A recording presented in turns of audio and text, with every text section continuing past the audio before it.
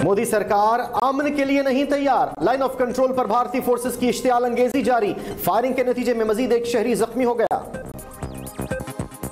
भारतीय डोजर्स में कोई सबूत नहीं, पाक सरजमीन किसी के खिलाफ इस्तेमाल नहीं होगी। वजीर मुमलकत बराए दाखिला शहरयार आफरीदी ने वाजे कर दिया, कहा 44 अफराद को हिरासत में ले लिया गया, किसी के दबाव में इकदाम नहीं कर रहे, कार्रवाइयां नेशनल एक्शन प्लान के तहत हो रही हैं।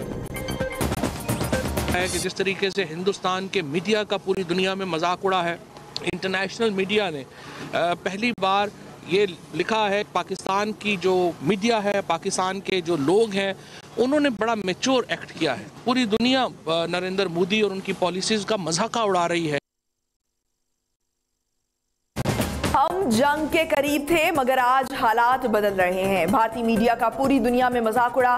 वफाकी वजीर इत्तलात और नशरियात फवाद चौधरी की गुफ्तगू, कहा भारत के अंदर भी मोदी के खिलाफ आवाजें उठ रही हैं।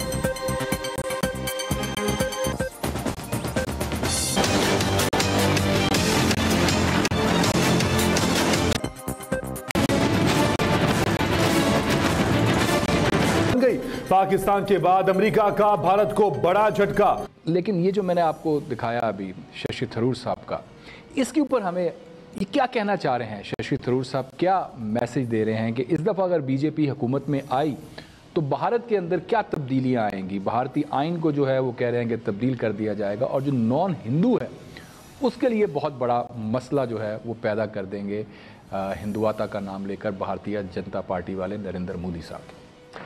देखें, बीजेपी को जो फेडरल कॉन्स्टिट्यूशन रीराइट करना है, उसमें जो रुकावट है वो ये इलेक्शन है, क्योंकि उसकी हर जगह इस वक्त मेजॉरिटी चल रही है, और अगर ये इलेक्शन दोबारा वो जीत के आ जाती है तो वो कॉन्स्टिट्यूशन को रीराइट कर देगी। ये है जो शशि कहने चाह रहे हैं। और जब वो रीराइट करेगी कॉन्स्टिट्यूशन, तो जिस चीज़ का प्रचार वो पिछले कई सालों से करते चले आ रहे हैं कि हिंदुस्तान हिंदुओं का है, वो उसे फिर कॉन्स्टिट्यूशन में लिख देंगे कि हिंदुस्तान में रहने का हक सिर्फ हिंदुओं का है। और वो इस तरह से लिख सकते हैं कि आइंदा कॉन्स्टिट्यूशनली इंडिया के अंदर इस वक्त बहुत सारी तहरीकें अपना आगाज़ की हैं। क्या मतलब? हिंदुस्तान के अंदर हिंदूज जो हैं वो मेजॉरिटी नहीं है। कैसे? फैक्ट्स फिगर्स तो जो है सामने सारे हिंदू हैं, मुसलमान जो है वो 22 करोड़ हैं, सिख हैं कोई। देखिए, 22 करोड़ मुसलमान, 3 करोड़ ईसाई, 2 करोड़ सिख, इनको अगर आप इकट्ठा कर लें तो ये समझें रफली 30 लाख लोग साइड पे हो गए। 30 करोड़ लोग साइड पे हो गए। 30 करोड़ जी। पीछे 1 अरब की आबादी बची। पीछे वो सारी हिंदू है। उस 1 अरब की आबादी में से 11.5 करोड़ आदिवासी हैं। ये आदिवासी अपने आप को हिंदू नहीं मानते, ना ये हिंदुओं की तरह अपनी इबादत करते हैं, ना ये अपने आप को हिंदू कहलवाना चाहते हैं। और 7.5 लाख लिंगवाताज हैं। 7.5 करोड़ या 7.5 करोड़? 7.5 करोड़। अच्छा, 18 करोड़ तो ये 2 आबादियां बन जाती हैं। इसके बाद 2 बड़ी जो वहां की पॉपुलेशंस हैं वो दलित्स और शूद्रास। दलित्स और शूद्रास जो हैं ये तकरीबन इंडिया के अंदर 70 करोड़ के करीब प्लस माइनस इनका वजूद है। यानी कि जिन्हें वो निचली जात के जिन्हें ये पहले अपने करीब आने नहीं देते थे, हिंदू कहलवाने पे पाबंदी थी, जिनके मंदिर जाने पे पाबंदी थी, जो इबादत नहीं कर सकते थे, जो अगर इबादत करते तो उन्हें इबादत उनके घर में भी करने की इजाज़त नहीं थी। यानी अगर वो हिंदू बनना चाहें भी तो बनने की इजाज़त नहीं थी। लेकिन वो हैं तो हिंदू ही ना? नहीं, बिल्कुल वो हिंदू नहीं है। ये तारीख का एक फॉल्ट है जो एक मैं इससे कुछ और भी साबित करूंगा कि क्या वजह है कि इंडिया में मुट्ठी भर मुसलमान आते थे अफगानिस्तान से और हुकूमत करते थे। क्या वजह है? वो यहाँ के हिंदुओं से जब यहाँ के लोकल लोगों को आज़ादी दिलवाते थे तो लोकल लोग सारे उनके साथ मिल जाते थे। ये जिनका आप जिक्र कर रहे हैं, दिल्लत और ये सारे जी, दिल्लत, शूद्राज, आदिवासी, और ये जो जिनका नाम मैंने भी आपके सामने लिया है। देखिए, 3 खश्तरीज हैं, ये उनके वॉरियर्स और दीगर कामों के काम आते हैं। और तीसरे वैश्याज, ये है उनकी फसलें उगाने वाली और दीगर काम करने वाली क्लास, ज़राअत से मुंसलिक, ज़राअत से बर्मन, मुंसलिक। हम तो ये बर्मन, खश्तरी, ये 3 हैं असल हिंदू, जिनकी तादाद वहाँ 15 करोड़ और 60 लाख है टोटल 15 से 20 कर लें, 15 से 20 करोड़ ये होंगे। चलें आप राउंड अबाउट कर लें इनको 20 करोड़। तो जो इंडियन फिगर्स दी गई है ना, उसके मुताबिक 15 करोड़ 60 लाख है। ठीक है, यानी ये फिगर्स मैंने को खुद नहीं काउंट की, चले आप राउंड करके 20 कर लें। 20 कर लें। बाकी 80 करोड़ जो है उसको इन्होंने ज़बरदस्ती हिंदू कहा हुआ है, ज़बरदस्ती। ये मर्दमशुमारी करने के लिए आते हैं, तो मर्दमशुमारी के खाने में मज़हब का एक खाना है। वहाँ मज़हब के खाने में अगर कोई शख्स मुसलमान अपने आप को लिखे तो मुस्लिम वहीं लिख देते हैं, क्रिश्चियन को भी क्रिश्चियन वहीं लिख देते हैं, और इसके अलावा अगर कोई भी ज़ात हो तो पेंसिल से उसके सामने लिख के चले जाते हैं और बाद में जाकर उसकी जगह हिंदू लिख देते हैं। आपको पता है वहाँ सिखों को भी हिंदुओं में शुमार कर लेते हैं वो।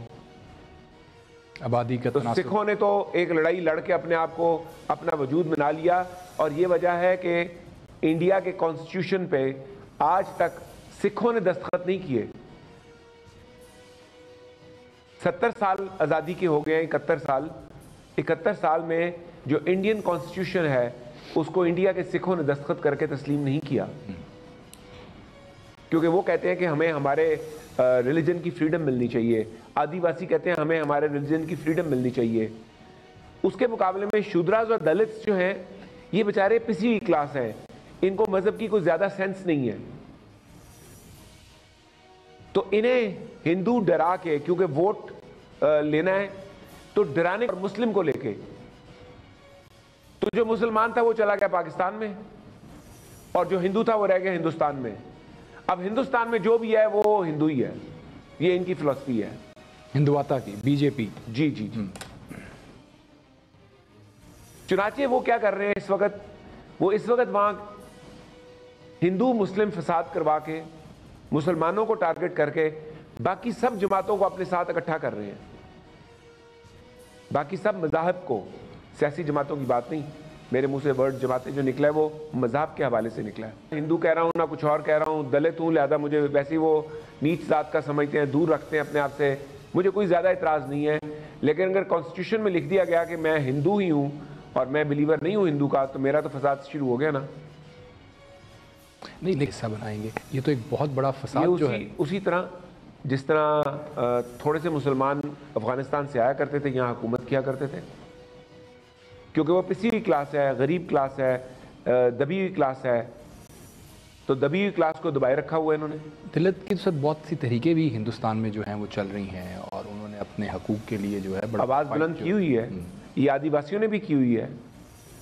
ये जितने लोग हैं, ये जो लिंग्वत्स हैं 7.5 करोड़, ये तो 70 मरतबा पार्लियामेंट हाउस जा चुके हैं एक वफ्द बना के कि भाई हमें हमारा अलहदा वजूद दिया जाए, हम 7.5 करोड़, हमारा मज़हब अलहदा, हम आपके भगवान को नहीं मानते, हम आपकी मूर्तियों को नहीं मानते, हमारा अपना एक फेथ है, अलहदा तशख़्ख़ुस जो है हमारा अपना तशख़्ख़ुस है। ठीक ठीक। तो इसका मतलब है कि हिंदुस्तान को अपने अंदरूनी भी बहुत से मसाइल हैं। ये जो हमारे साथ इस वक्त उन्होंने पंगा लिया हुआ है, देखिए हिंदुस्तान की बका एक ही चीज़ में है,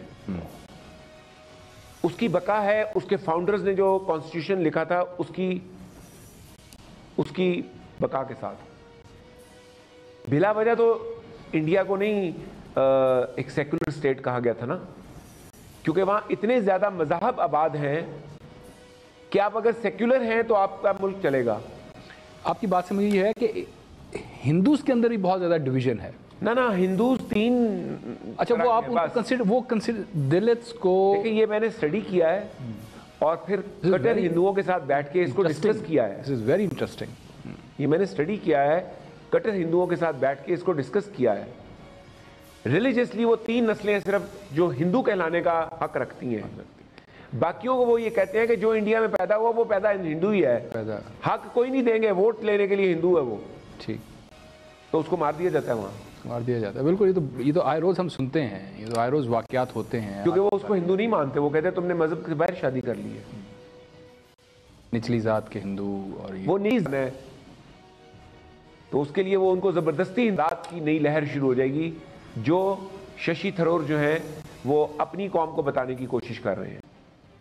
ठीक, बिल्कुल ठीक। This is very interesting. BJP जो है, भारतीय जनता पार्टी, वो समझती है कि ये बड़ा अपॉर्चून टाइम है, हम कॉन्स्टिट्यूशन को रीराइट करें और ये जितने भी दलित्स और शूद्रास और